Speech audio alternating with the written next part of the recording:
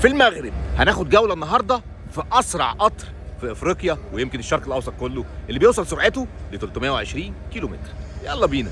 وصلنا يا جماعه، ده القطر الطلقه البراك. المحطه صغيره، سهل جدا توصل للقطر بتاعك، الدنيا كلها منظمه جدا جدا. احجز اونلاين عشان يبقى اسهل لك بكتير. وصلنا والاجواء عالميه 100%. ايه الجمال ده؟ لا ده احنا النهارده هنتبسط بقى. قطر شكله رايق قوي. حطينا شنطنا وهنخش. احنا حجزنا درجه اولى. السلام عليكم. ايه يا عم ده الريسبشن. طبعا النهارده ايه؟ ماتش الاهلي. حبيبي عامل ايه؟ ايه الاخبار؟ هنكسب النهارده؟ ان شاء الله. القطر اتحرك في ميعاده بالملي، يعني ده ان دل على شيء يدل على النظام الجامد قوي.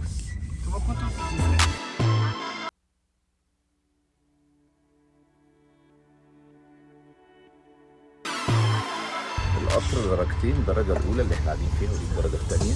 اتفرجوا برضه عليها، نظيفه جدا ومنظمه جدا. القطر كله جامد قوي بجد. وده السلم اللي نزلك الدور الثاني، والقطر دورين. عليكم السلام.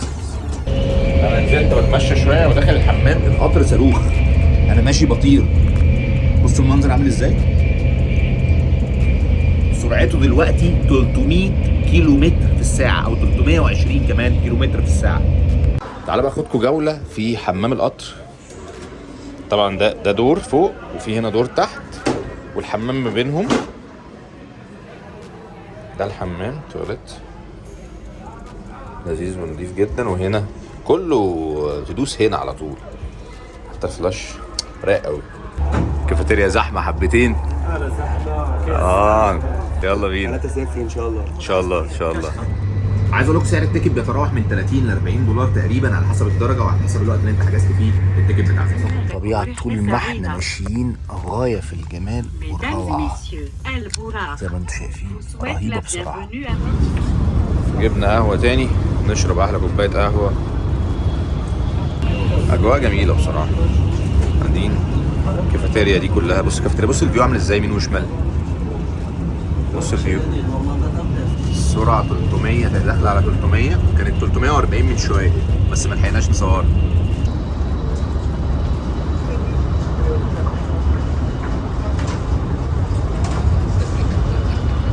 ايه الجمال ده؟ جمال عدى الكلام. الرحله تقريبا خدت ساعتين و10 دقايق بالظبط، وقف كمان مرتين في النص. سرعته وصلت ل 340 مش بس 320.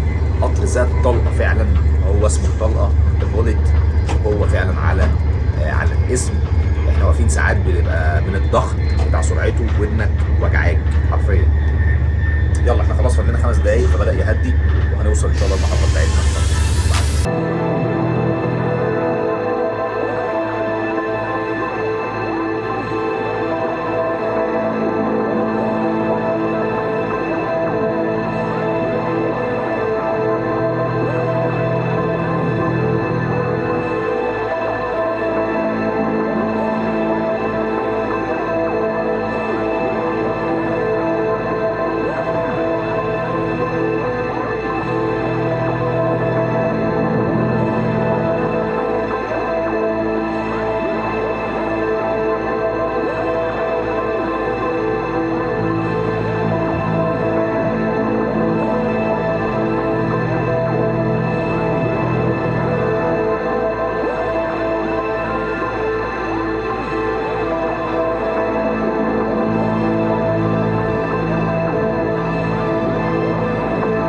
والله العظيم منورين الدنيا، احلى ناس في الدنيا كلها. احلى ناس هم المصريين حبيبي والله احلى ناس في الدنيا كلها. ناس جميله والاجواء جميله وكل حاجه حلوه. وصلنا طنجه الحمد لله، الجو حلو قوي يعني. لو لسه جاي من اوروبا الجو برد جدا هناك، دلوقتي الجو هنا غايه في الجمال والروعه. مش كلام بعد الكلام. يلا بينا.